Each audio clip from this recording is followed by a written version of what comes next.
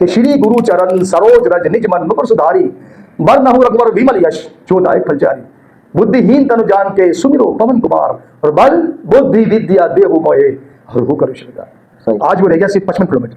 अच्छा हाँ, पश्चिम नासा ने देखा कि आज वो रह गया 55 किलोमीटर, जो मनस आइसलैंड और यहाँ पर अयोध्या, मतलब कि यहाँ पर तमिलनाडु और श्रीलंका में मनस आइलैंड को दोनों को कनेक्ट करता है वो ब्रिज। और ब्रिज का नाम था राम सेतु। पूरी दुनिया में मशहूर कहा जाता है कि अंगद के संग लीन गए सिया खोजे कपी से यही दीन उचारो, जीवत ना बची हूँ हम सो जो बिना सिद्धि लाए यह बग डारो। हेरी थके तटु सिंधु सबे तब लाए सिया सुधि प्राण उबारो, को नहीं जानता है जग में कभी संकट मोचन। से प्यार करता हूँ, वेदों से प्यार करता हूँ, उपनिषदों से प्यार करता हूँ, संहिताओं से प्यार करता हूँ मैं। तो जब आप मूल उद्देश्य को, शत्रु को कभी भी नीचे या तुच्छ नहीं देखना चाहिए। वो तुच्छ प्राणी देखे आज उसने मेरी पूरी सल्तनत की ऐसी तैसी कर दी, और मैं भी आज अंतिम क्षणों में बैठा हूँ।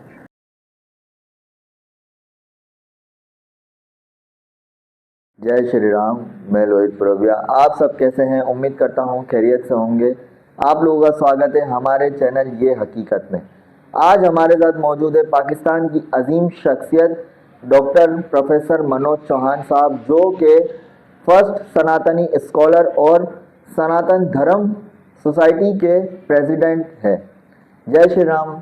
जय सीताराम। प्रभु जी, मैं चाहता हूं कि आप हमारी ऑडियंस के लिए कुछ दो वाणी ऐसी कहें जो धर्म के उच्चारण हो, भगवान की वाणी हो, हमारे भी कान पवित्र हो और सुनने वालों के भी कान पवित्र हो। दुर्गा अष्टपदी से मैं अपने प्रोग्राम का आरंभ करना चाहूँगा कि सर्व मंगल मंगल ये शिव सर्व साधिके, शरणिये त्र्यंबके गौरी नारायणी नमस्तुते, सर्वधर्मान परित्यज्य हिमामि एकम शरणं व्रजः, अहम तमाम स्वरूपापि वियो मोक्षे स्वामी मास्य।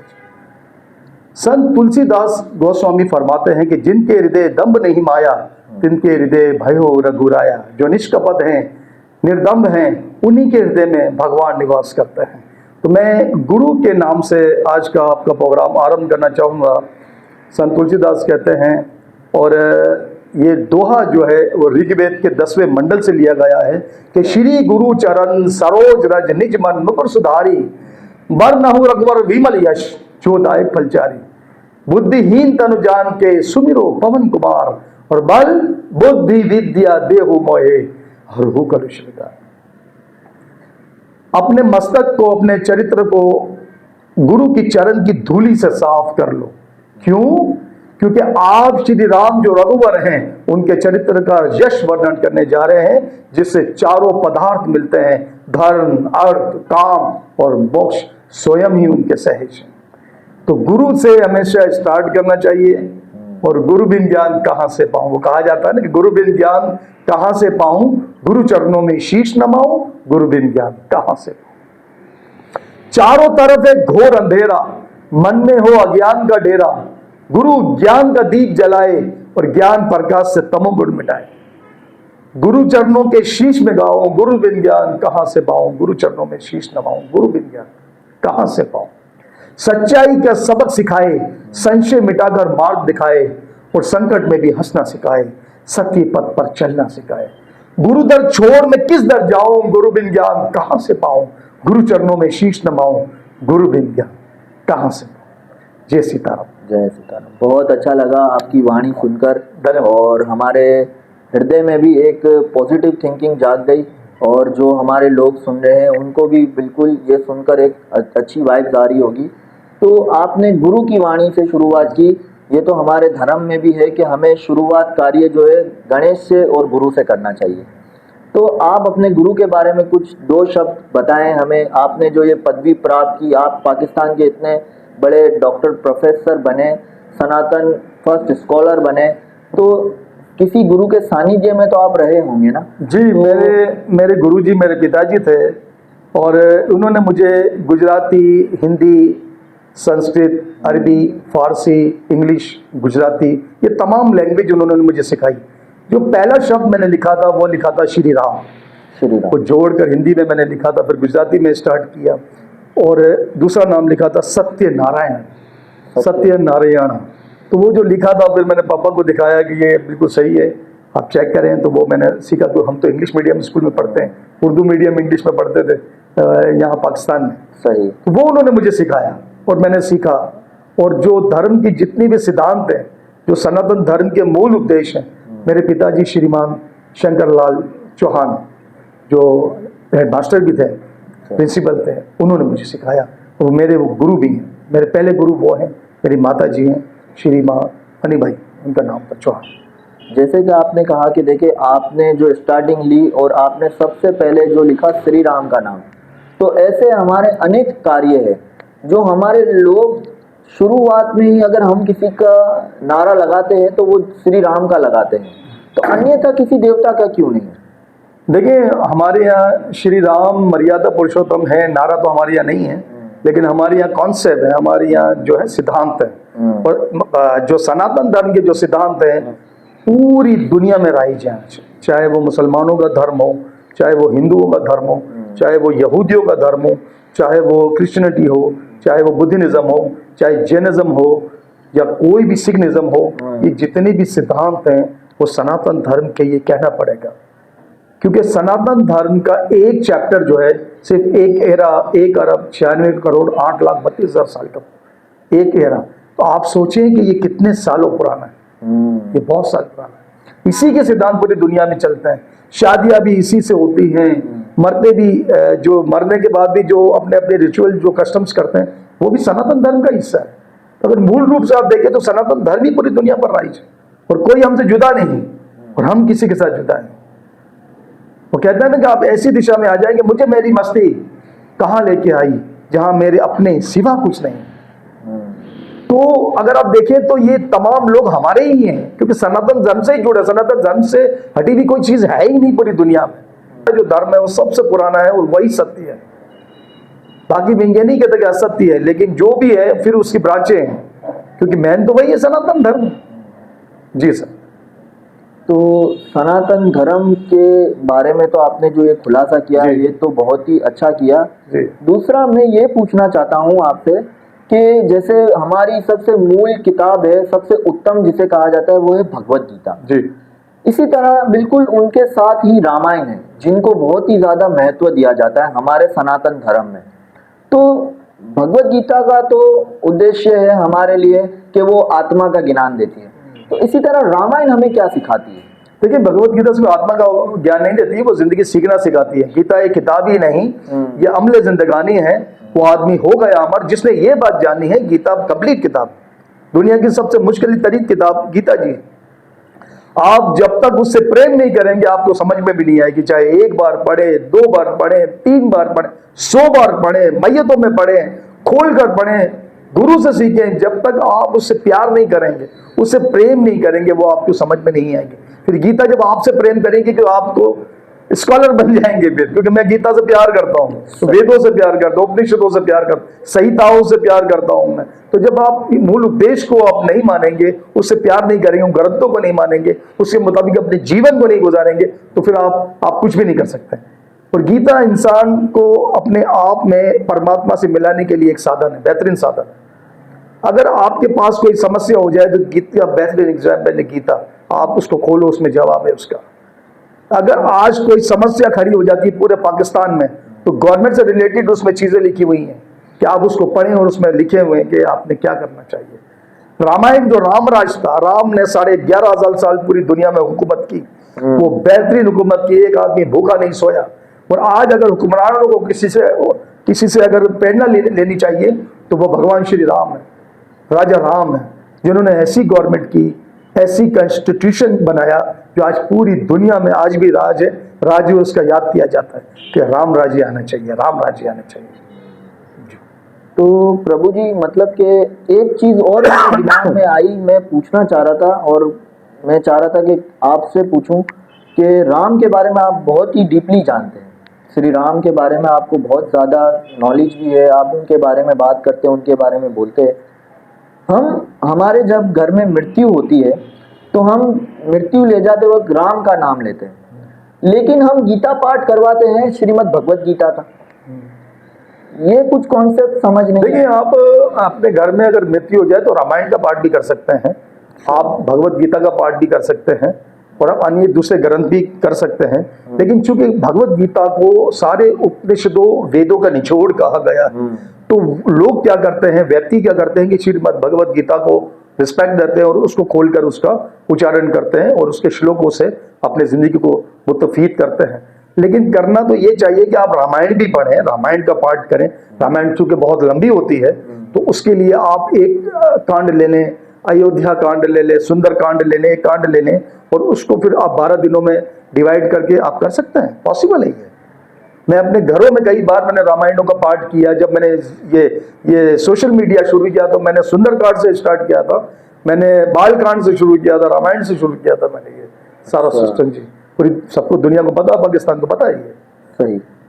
आप थोड़े से मतलब अमूमन हमने आपको तकरीबन सोशल मीडिया में और इन जगहों पर, टीवी में, न्यूज़ में, इन जगहों पर हमने आपको बहुत ज़्यादा देखा है जी जी। तो धर्म, सनातन धर्म के कार्यों में सियासत का आना जाना ये किस तरीके का कार्य है? सियासत एक अलग चीज है, लेकिन अगर आप चाणक्य जी की अगर आप स्टडी करेंगे उनके जिंदगी को तो आपको पता चलेगा कि हमारे जो लीडर थे, जो हमारे राजा थे और हमारे जो बेहतरीन शख्सियत जो हमारी पर्सनैलिटी रही है पास में, तो उनसे भी हम लोग बहुत कुछ सीख सकते हैं। राम से हम राजनीति सीख सकते हैं, उन्होंने राजनीति सीखी थी, बेहतरीन राजा थे वो। तो राजनीति राम के चरित्र से सीख सकते हैं, उन्होंने किस तरीके से मर्यादा का कभी भी उल्लंघन नहीं किया और मर्यादा का पालन किया। जब वो 14 साल वन में थे तो आप देखिए राजनीति कैसे निभाई कि उनके जो चरण थे, जो उनके जो पादुकाएं थी, जो उनके जो शूज थे जिसको हम कहेंगे, वो उन्होंने गद्दी पर रखे, राजी पे रखे और उन्होंने राजनीति की। 14 साल उन्होंने संभाला उनके भारत में, और भारत का नाम पूरी दुनिया में आज भी बहुत सम्मान से लिया जाता है। एक आदर्शवादी राजा थे वो। ना उस वक्त कोई भूखा सोया था, ना राम के टाइम कोई भूखा सोया था अयोध्या में, कभी नहीं सोया। और राम ने 11,500 साल हुकूमत की, एक आदमी भूखा नहीं सोया, कोई आदमी परेशानी में नहीं मरा। इसलिए उसको आइडियल राजा कहा जाता है, दुनिया की एक बेहतरीन पर्सनैलिटी कहा जाता है। हर आदमी आज राम से प्यार करता है और इतना पवित्र नाम है कि आप उसके नाम से आदमी मुक्त हो जाता है। आपने अक्सर देखा होगा मरते हुए आदमी को कहा जाता है कि आप राम का नाम लें, राम का नाम, राम का नाम। किसी का नहीं कहा जाता, राम का नाम। राम नाम है अपरंपारा, चारों वेदन जाहि पुकारा। चारों वेदों में राम का नाम का जिक्र है, राम का नाम दिया जाए। ये इतने मूल्य अवतार है कि आज हमारे घर में सब जगह लोग राम का नाम बहुत ही ज्यादा उच्चारण करते हैं। तो भगवान ने ये अवतार पहले नहीं लिया, त्रेता युग में लिया? नहीं, ये जो इनकी स्ट्रेटेजी, ईश्वर की जो आने की जो स्ट्रेटेजी होती है वो सिचुएशन के हिसाब से होती है। उस वक्त सिचुएशन ये थी कि इसका जो धरती माता पर इतना बोझ बढ़ गया था, खून रेजी का, कत्ल गारत का, आतंकवाद का, कि राम को अवतार लेना पड़ा इसके खात्मा, इसको शैतान को मारने के लिए, रावण को मारने के लिए। रावण ने कोई एक गुनाह नहीं किया, राम ने कई गुनाह किए।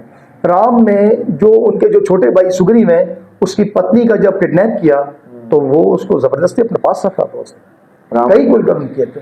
और जब उसको पीछे से जब तीर मारा श्री राम ने, तो मर्यादा का कौन सा पार्ट निभाया ये पूछा था बाली ने। तो राम ने उस वक्त पहली बार कहा था कि सनातन धर्म परमिशन नहीं देता कि तुम्हारे जैसा व्यक्ति जो है, राक्षस जो है, जिससे अपनी छोटी बच्ची, छोटी बहन और न्याणी कहा जाता है, उसको अपने पास रखा और जबरदस्ती उसके साथ किया, उसको अपने पास रखा और इतने साल उसके साथ कुकर्म किए। और ऐसे शत्रु को मारना आवश्यक है, इसलिए मैंने तुम्हें अगर 10 बार आओगे तो 10 बार मैं तुम्हें मारूंगा, सामने से भी मारूंगा, पीछे से भी मारूंगा। सनातन धर्म परमिशन नहीं देता, पहली बार सनातन धर्म करना। सनातन धर्म के सिद्धांत पूरी दुनिया में मशहूर है। सही। तो जैसे मैंने सुना है कि राम भगवान का जो कुल था वो क्षत्रिय था। क्षत्रिय नहीं था, वो सूर्य था, क्षत्रिय कुल। मतलब कि वो क्षत्रिय कहलाएंगे, रघुवंशी थे और वो सूर्य देव को मानते थे और क्षत्रिय थे। तो उनको अलाउ है कि वो किसी की भी जीव हत्या कर दे? नहीं, जीव हत्या नहीं होती। एक देखें, आप देखेंगे अगर जो जल्लाद है उसका काम है मौत पर घाट उतार देना, वो तो रोज ही किसी को सजा होती है, वो रोज ही वो खींचते हैं, वो रोज ही मारते हैं, तो ये तो उसका काम है। शास्त्री का काम है कि जो धर्म के विरुद्ध जो लोग हों, कोई भी हो, चाहे वो आपका सगा बाप क्यों ना हो, गीता तो यही कहती है कि आपका सगा बाप क्यों ना हो, तो आप जब धर्म के विरुद्ध है तो तीर उठाना, शस्त्र उठाना आप पर वाजिब, लाजिम, वाजिब। हमने देखा कि समंदर के तट पर श्री राम जी ने शिवलिंग लगाकर वहां भगवान शिव की साधना की। जी। तो इसके बारे में भी हमें थोड़ा सा खुलासा करें। देखिए, जब उन्हें पता चल गया, क्योंकि कहा जाता है कि अंगद के संग लीन गए सिया खोज कपीस यही दीन उचारो, जीवत ना बची हूँ हम सो जो बिना सिद्धि लाए यहाँ पग डारो, हेरी थके टटु सिंधु सबे तब लाए सिया सुधि प्राण उबारो, को नहीं जानत है जग में कभी संकट मोचन नाम तेरा। तो इन तमाम लोगों की जान बचाई हनुमान जी ने। जब पता चल गया कि भाई समंदर के उस साइड पर माता सीता है, लंका वहीं पर है, आज भी लंका वहीं पर है, सही। तो उन्होंने क्या किया कि एक बालू से मिट्टी को कहते हैं बालू। समंदर की मिट्टी को बालू कहते हैं, उससे एक शिवलिंग की स्थापना की, जो आज भी रामेश्वरम के नाम से तमिलनाडु में आज भी हमारा सबसे बड़ा यात्रा का जो स्थल है वो रामेश्वरम। अच्छा। वो बनाया, 3 दिन वहां तपस्या की और महादेव को रिझाया कि किसी तरीके से वरुण देवता हमें रास्ता देते। लेकिन चूंकि प्रकृति के अपने नियम है जो ईश्वर ने बनाए हैं, और प्रकृति का नियम यही है कि आज एक छोटा सा पत्थर भी अगर आप समुद्र में फेंकेंगे तो वो डूब जाए। आदमी तो चल ही नहीं सकता जब कितना सा पत्थर डूब जाएगा। तो प्रकृति का नियम, तो इन्होंने वरुण देवता ने यही कहा कि भगवान वो नियम जो आपने स्थापित किए हैं, जो सोसाइटी के नॉर्म्स आपने रखे हैं, उसको आप कैसे तोड़ सकते हैं? आप नहीं तोड़ सकते। तो फिर वो सेतु बनाया गया, पूरा पुल बनाया गया, जो नल और नील जो इंजीनियर थे उस वक्त के, विश्वकर्मा के वंशिज थे, उन्होंने वो सेतु बनाया। 5 दिनों में बनाया वो सेतु। 100 योजन था, बहुत लंबा था। आज वो रह गया सिर्फ 55 किलोमीटर।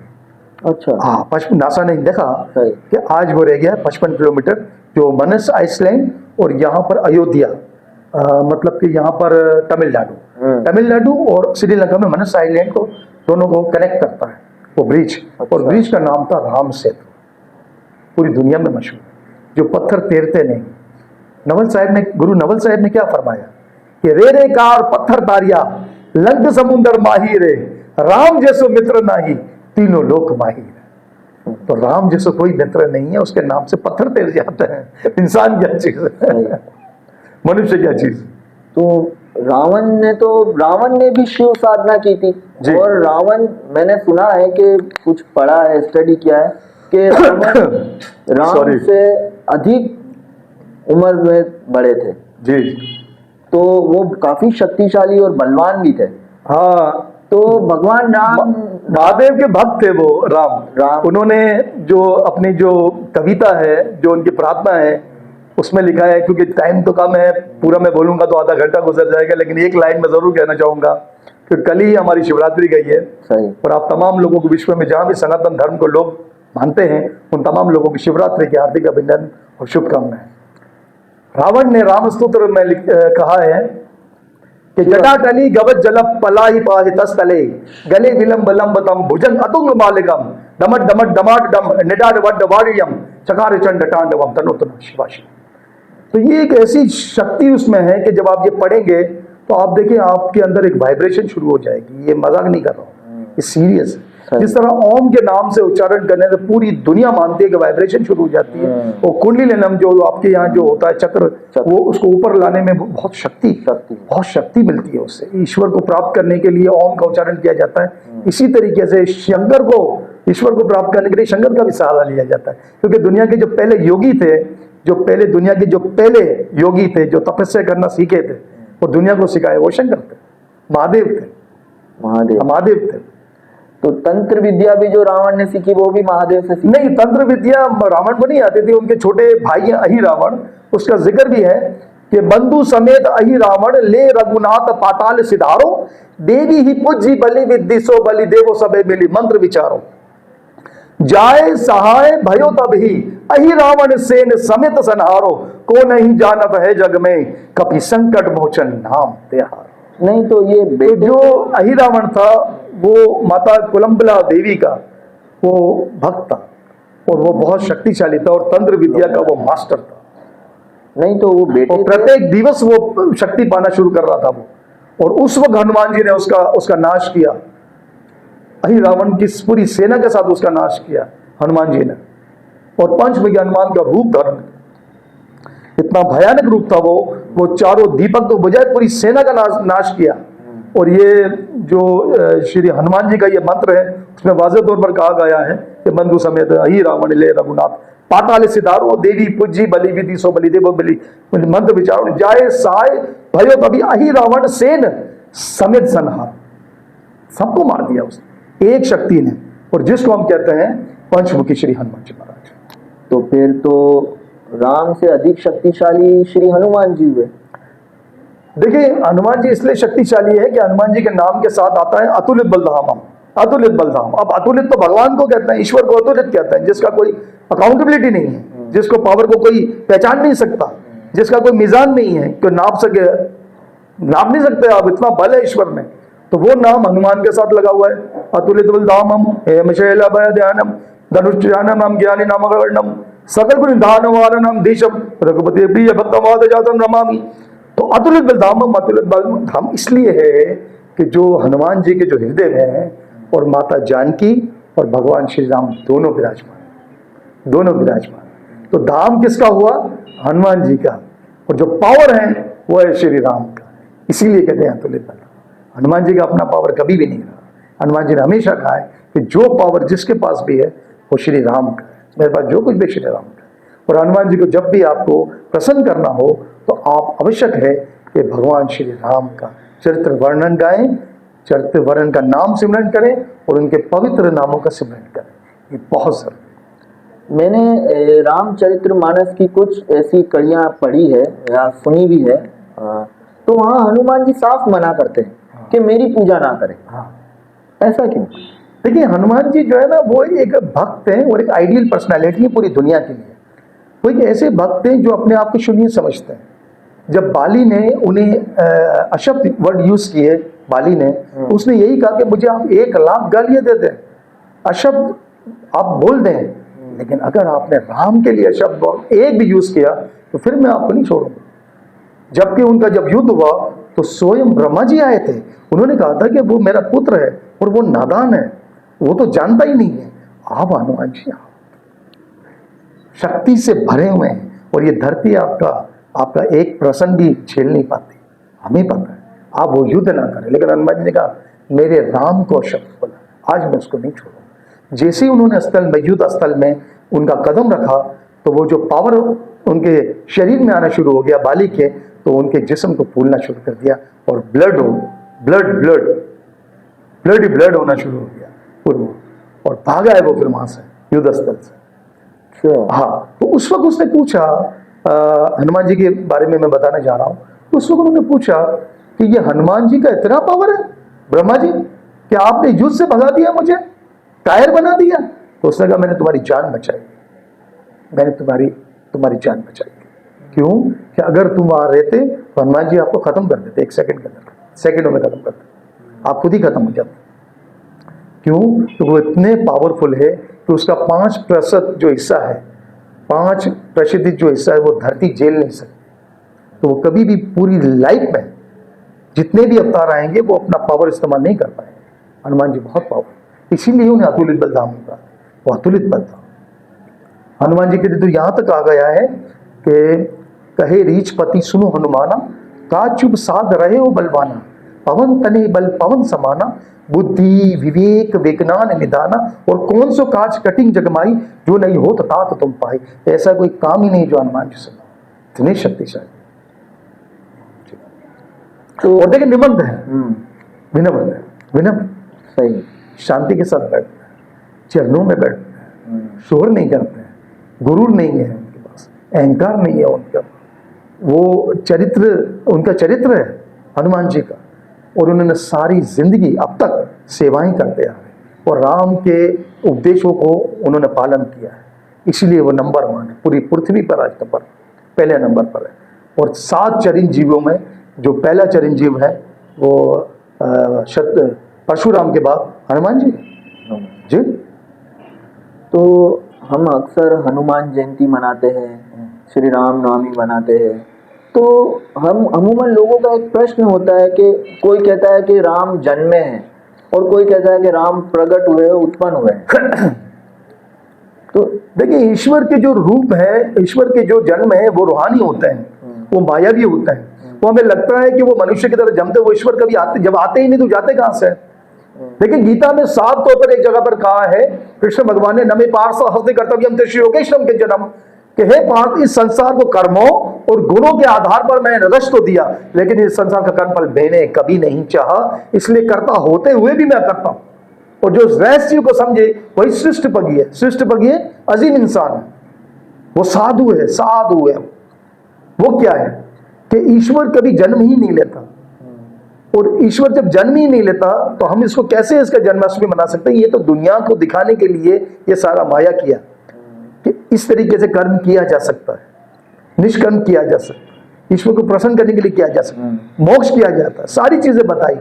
आज हमें उनको दृष्टांत लेकर इन चीज को अमल करना चाहिए, उनके रास्ते पर चलना चाहिए, उनके उपदेशों को फॉलो करना चाहिए, जो राम ने बताया, जो हनुमान ने बताए थे।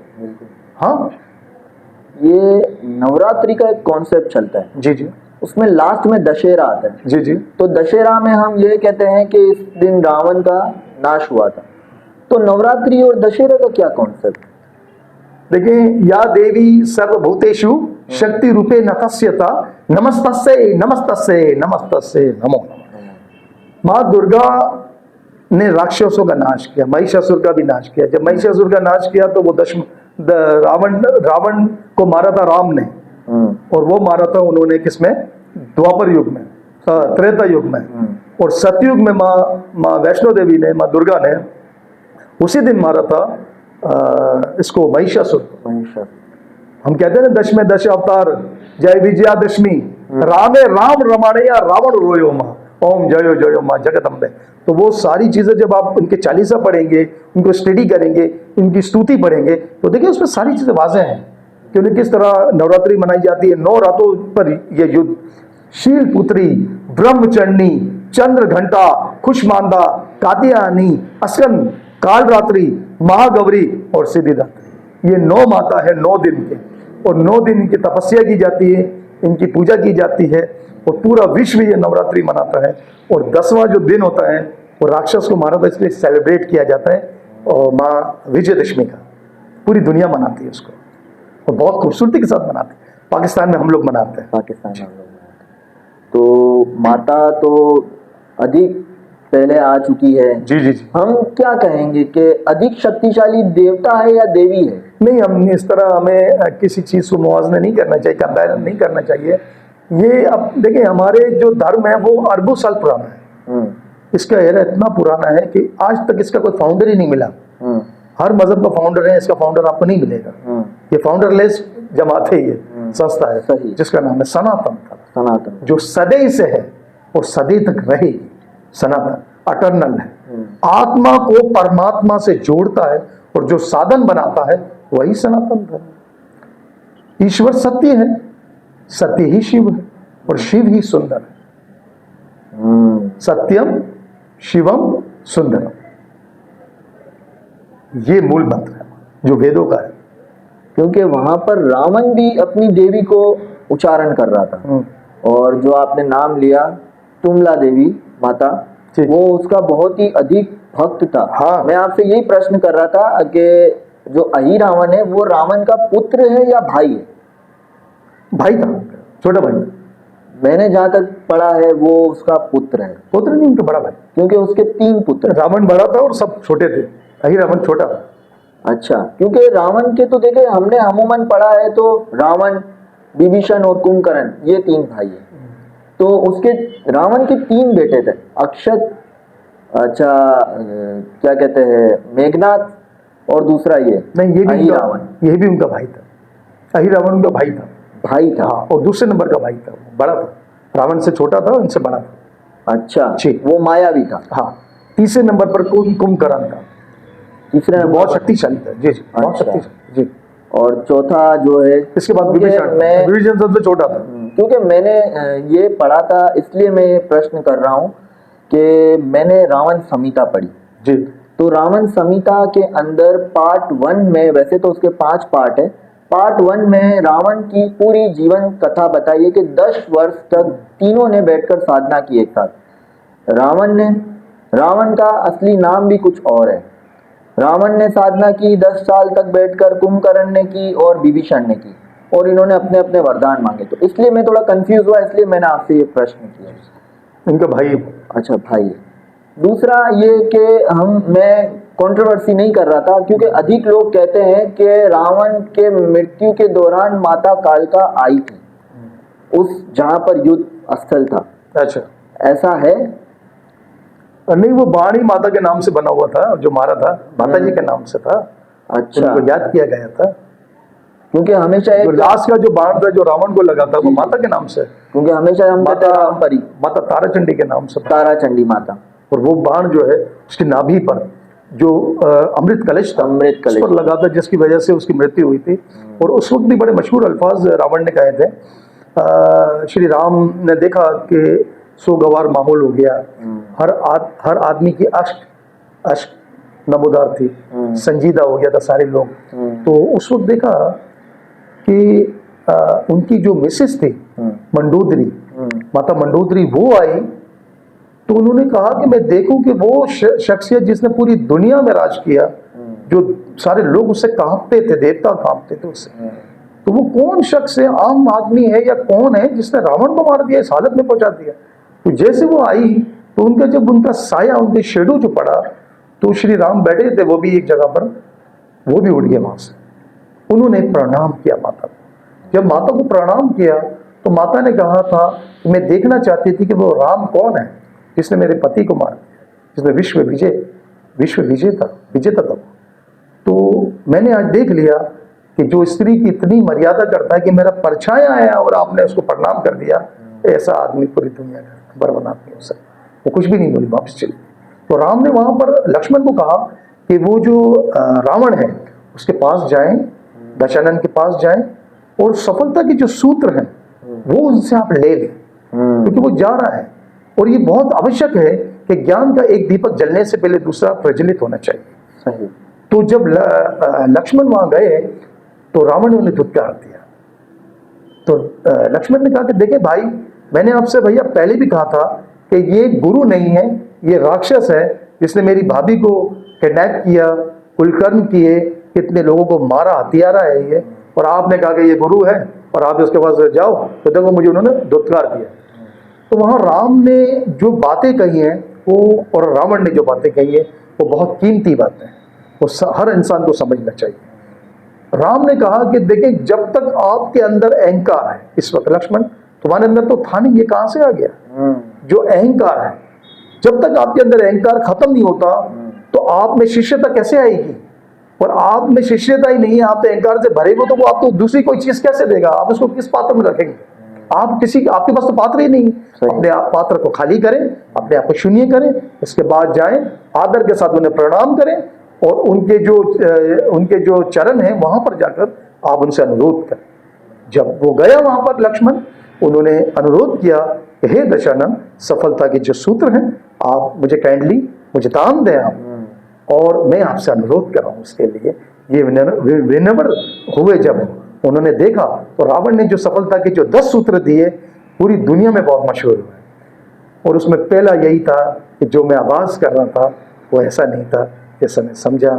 शत्रु को कभी भी नीचे या तुच्छ नहीं देखना चाहिए। वो तुच्छ प्राणी, देखे आज उसने मेरी पूरी सल्तनत की ऐसी की तैसी कर दी, और मैं भी आज अंतिम क्षणों में बैठा हूँ। तो कभी भी शत्रु को आप तुच्छ ना समझिए। उसको कोई भी आम आदमी कुछ भी कर सकता है। इसलिए कहते हैं ना कि कॉमन मैन को कभी भी नहीं छेड़ना चाहिए, वो कुछ भी कर सकता है। दुनिया में जितने भी इंकलाब आए हैं आज तक, ये सिविलाइजेशन में आम आदमी ही लाया। श्री राम भी आम आदमी थे। कृष्ण भगवान ने कहा कि मैं स्वयं भगवान हूँ, मन मना मग भक्तो मध्याजी माम नमस्कार। कृष्ण भगवान ने गीता में 18वें अध्याय में कहा है, सर्वधर्मान प्रतिजवाम एकम शरणम व्रज, गीता में कहा है। ये सारा में इसमें यही कहा कि मैं ही ईश्वर हूँ। लेकिन श्री राम ने जब भी पूछा तो श्री राम ने कहा कि मैं ईश्वर नहीं, मैं भगवान भी नहीं, मैं तो एक आम कौशल्य नंदन हूँ, एक आम इंसान, एक आम मनुष्य। एक आम मनुष्य ने पूरी दुनिया में राज किया, और आज अरबों साल बाद भी हम उसका नाम लेते हैं। जय सीताराम, जय श्री राम कहते हैं। तो प्रभु प्रभु जी, आपने तो हमें मतलब इतना भर दिया जी जी, बहुत शुक्रिया, ये वाणियों धन्यवाद। से, ज्ञान से, और आपके पास तो भरपूर है। और आपने ये चीज को वाज़े तौर से बयान किया हमें भी और हमारे दर्शकों को भी, कि वाकई राम नाम में एक सत्य है। जी जी। और मैं छोटी सी अपनी तरफ से आपसे ये पूछना चाहता हूँ कि जो 10 पहलू रावण ने लक्ष्मण जी को बताए हैं, हाँ। पहला तो आपने बता दिया, हाँ। कुछ मजीद अगर हमें नहीं, इसमें क्योंकि वो इतने डिटेल से बात करनी पड़ेगी कि बात आगे चले जाएगी हमारे।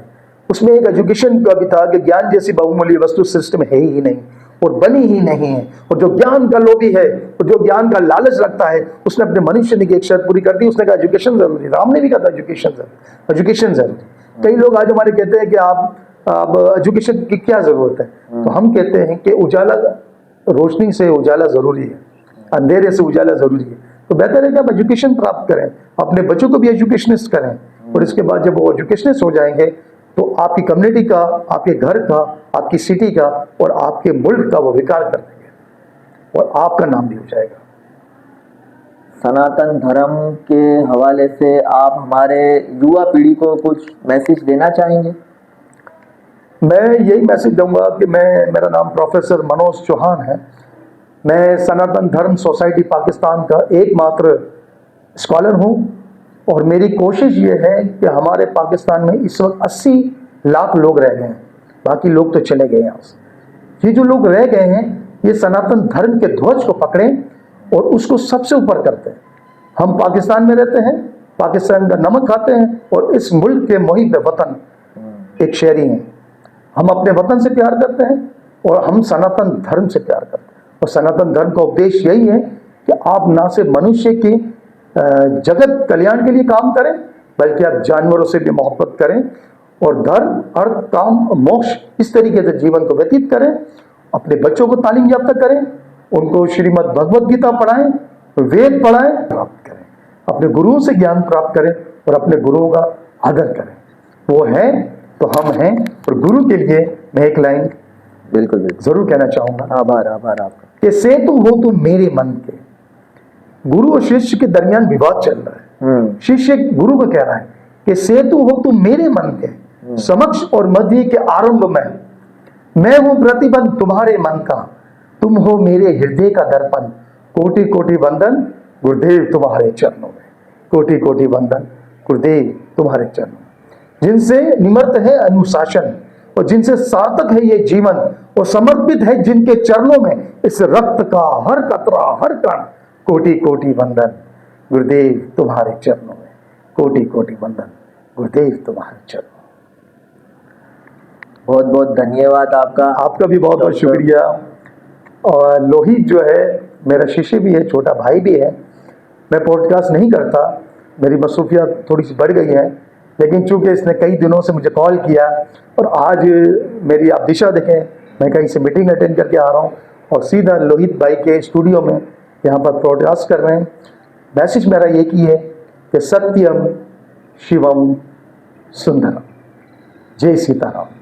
जय सीताराम। आप लोगों से भी अनुरोध है मेरा, और हाथ जोड़ के विनती है कि इस पॉडकास्ट को, इस जो वाणी गुरु जी ने, प्रभु जी ने हम सबको बताई, वो आप तक भी पहुंचे, आपके दोस्तों तक भी पहुंचे और आपके रिश्तेदारों तक भी पहुंचे। प्लीज इस वीडियो को सिर्फ देखकर हटाइएगा मत, लाइक, सब्सक्राइब, कमेंट जरूर करिएगा। कोई भी प्रश्न हो वो आप हमें कमेंट बॉक्स में पूछ सकते हैं, हम प्रभु जी से कांटेक्ट करके आपको उसका रिप्लाई करेंगे और हमारे चैनल को मजीद आगे से आगे फॉरवर्ड करें। जय श्री राम।